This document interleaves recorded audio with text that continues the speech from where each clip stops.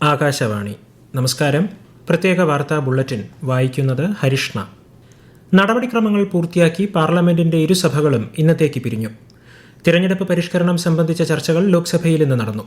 Voter പട്ടികയുടെ ശുദ്ധീകരണമാണ് SIRലൂടെ ഉദ്ദേശിക്കുന്നതെന്ന് ചർച്ചകൾക്ക് മറുപടി നൽകിക്കൊണ്ട് കേന്ദ്ര ആഭ്യന്തരമന്ത്രി അമിത് ഷാ പറഞ്ഞു. തീവ്ര വോട്ടർ പട്ടിക പരിഷ്കരണത്തെക്കുറിച്ച് തെറ്റിദ്ധാരണ പരത്തി പ്രതിപക്ഷം സർക്കാരിന്റെയും തിരഞ്ഞെടുപ്പ് കമ്മീഷന്റെയും പ്രതിച്ഛായ മോശമാക്കുന്നതായും അദ്ദേഹം ആരോപിച്ചു. SIRലൂടെ ബീഹാറിൽ വലിയ തോതിൽ വോട്ടർമാർ വോട്ടർ പട്ടികയിൽ നിന്ന് നീക്കം ചെയ്യപ്പെട്ടതായി ചർച്ചയിൽ പങ്കെടുത്ത് കോൺഗ്രസ് MP KC വേണുഗോപാൽ പറഞ്ഞു. തിരഞ്ഞെടുപ്പ് കമ്മീഷൻ പക്ഷപാതപരമായ സമീപനം സ്വീകരിക്കുന്നതായും അദ്ദേഹം ആരോപിച്ചു. ദേശീയ ഗീതമായ വന്ദേ മാതരത്തിന്റെ 150ാം വാർഷികവുമായി ബന്ധപ്പെട്ട ചർച്ചകൾ രാജ്യസഭയിൽ ഇന്നും തുടർന്നു. ചർച്ച നാളെയും തുടരും. കേന്ദ്രമന്ത്രി JP നഡ്ഡ ചർച്ചയ്ക്ക് മറുപടി നൽകും. കേരളത്തിൽ തദ്ദേശ തിരഞ്ഞെടുപ്പിന്റെ രണ്ടാം ഘട്ട വോട്ടെടുപ്പിനുള്ള ഒരുക്കങ്ങൾ പൂർത്തിയായി. തൃശൂർ, പാലക്കാട്, മലപ്പുറം, കോഴിക്കോട്, വയനാട്, കണ്ണൂർ, കാസർഗോഡ് ജില്ലകളിലെ 604 തദ്ദേശ സ്ഥാപനങ്ങളിലേക്കാണ് 38,994 സ്ഥാനാർത്ഥികൾ ജനവിധി തേടുന്നത്. നാളെ രാവിലെ 7 മണിക്ക് വോട്ടെടുപ്പ് ആരംഭിക്കും. 7 ജില്ലകളിലായി 1,53,37,176 വോട്ടർമാരാണ് ഉള്ളത്. കണ്ണൂർ ജില്ലയിലെ 14 വാർഡുകളിലും കാസർഗോഡ് ജില്ലയിലെ മംഗൽപാടി, മടിക്കൈ ഗ്രാമപഞ്ചായത്തുകളിൽ ഓരോ വാർഡുകളിലും സ്ഥാനാർത്ഥികൾ എതിരില്ലാതെ തിരഞ്ഞെടുക്കപ്പെട്ടിട്ടുണ്ട്. ഈ വാർഡുകളിൽ നാളെ വോട്ടെടുപ്പുണ്ടാകില്ല. മലപ്പുറം മൂത്തേടം പഞ്ചായത്തിലെ പായിമ്പാടം 7ാം വാർഡിൽ UDF സ്ഥാനാർത്ഥി മരിച്ചതിനാൽ വോട്ടെടുപ്പ് മാറ്റിവെച്ചിട്ടുണ്ട്. രണ്ടാം ഘട്ടത്തിലാകെ 18,274 പോളിംഗ് സ്റ്റേഷനുകളുള്ളതിൽ പ്രശ്നബാധിത ബൂത്തുകളായി തിരിച്ചറിഞ്ഞിട്ടുള്ള 2,055 ബൂത്തുകളിൽ അതീവ സുരക്ഷാ ക്രമീകരണങ്ങളും വെബ് കാസ്റ്റിംഗ് സംവിധാനവും ഒരുക്കിയിട്ടുണ്ട്.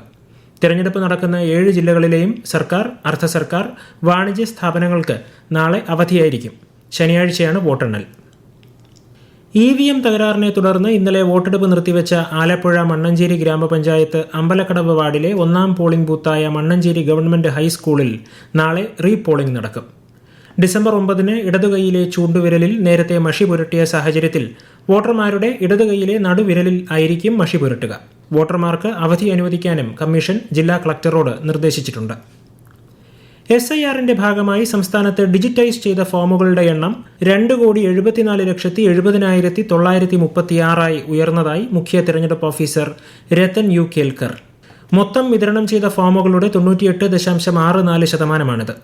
ശേഖരിക്കാൻ സാധിക്കാത്ത ഫോമുകളുടെ എണ്ണം 23,42,294 ഉയർന്നിട്ടുണ്ട്. ഫോമുകൾ ഇനിയും മടക്കി നൽകിയിട്ടില്ലാത്തവർ എത്രയും വേഗം പൂരിപ്പിച്ച് BLOമാരെ ഏൽപ്പിക്കണമെന്നും മുഖ്യ തിരഞ്ഞെടുപ്പ് ഓഫീസർ അഭ്യർത്ഥിച്ചു. തദ്ദേശ തിരഞ്ഞെടുപ്പിൽ വോട്ട് ചെയ്യുന്നത് മൊബൈലിൽ ചിത്രീകരിച്ച് സമൂഹ മാധ്യമത്തിലൂടെ പ്രചരിപ്പിച്ചയാൾക്കെതിരെ പോലീസ് കേസെടുത്തു. നെടുമങ്ങാട് കായ്പാടി സ്വദേശിക്കെതിരെയാണ് ഭാരതീയ ന്യായ സംഹിതയിലെയും ജനപ്രാതിനിധ്യ നിയമത്തിലെയും വിവിധ വകുപ്പുകൾ പ്രകാരം കേസെടുത്തത്. 30ാമത് കേരള അന്താരാഷ്ട്ര ചലച്ചിത്രമേളയ്ക്ക് തിരുവനന്തപുരത്ത് മറ്റന്നാൾ തിരിതെളിയും. നിശാഗന്ധി ഓഡിറ്റോറിയത്തിൽ വൈകിട്ട് 6 മണിക്കാണ് ഉദ്ഘാടന ചടങ്ങ്. ഈ മാസം 19 വരെ നടക്കുന്ന മേളയിൽ 70ഓളം രാജ്യങ്ങളിൽ നിന്നുള്ള 200ലേറെ ചിത്രങ്ങൾ പ്രദർശിപ്പിക്കും. ആൻ മേരി ജാസിർ സംവിധാനം ചെയ്ത പലസ്തീൻ 36 ആണ് മേളയുടെ ഉദ്ഘാടന ചിത്രം. മേളയുടെ ഡെലിഗേറ്റ് പാസ് വിതരണം നാളെ രാവിലെ ടാഗോർ തിയേറ്ററിൽ ആരംഭിക്കും. ചലച്ചിത്ര താരം ലിജോ മോൾ ജോസ് ആദ്യ പാസ് ഏറ്റുവാങ്ങും. രാഹുൽ മാങ്കൂട്ടത്തിൽ MLAക്കെതിരെ നൽകിയ 2ാമത്തെ പീഡന പരാതിയിൽ ഉപാധികളോടെ മുൻകൂർ ജാമ്യം അനുവദിച്ച് തിരുവനന്തപുരം പ്രിൻസിപ്പൽ ജില്ലാ സെഷൻസ് കോടതി. എല്ലാ തിങ്കളാഴ്ചയും അന്വേഷണ ഉദ്യോഗസ്ഥന് മുന്നിൽ ഹാജരാകണമെന്നും അന്വേഷണവുമായി സഹകരിക്കണമെന്നും കോടതി നിർദ്ദേശം നൽകിയിട്ടുണ്ട്.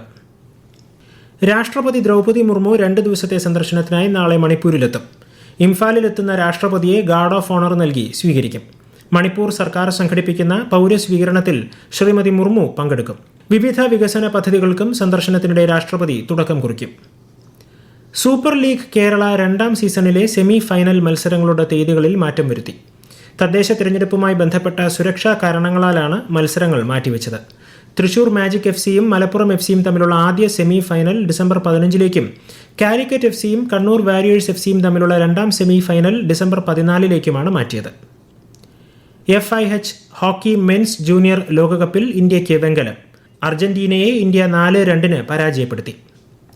ഇന്ത്യ ദക്ഷിണാഫ്രിക്ക 2020 പരമ്പരയിലെ 2ാമത്തെ മത്സരം നാളെ. ചണ്ഡീഗഡിൽ രാത്രി 7 മണിക്കാണ് മത്സരം. ഇന്നലെ നടന്ന ആദ്യ മത്സരത്തിൽ ഇന്ത്യ ദക്ഷിണാഫ്രിക്കയെ പരാജയപ്പെടുത്തി. പരമ്പരയിൽ 5 മത്സരങ്ങളാണ് ഉള്ളത്. പ്രത്യേക വാർത്താ ബുള്ളറ്റിൻ കഴിഞ്ഞു. അടുത്ത വാർത്താ പ്രക്ഷേപണം നാളെ രാവിലെ 6:45.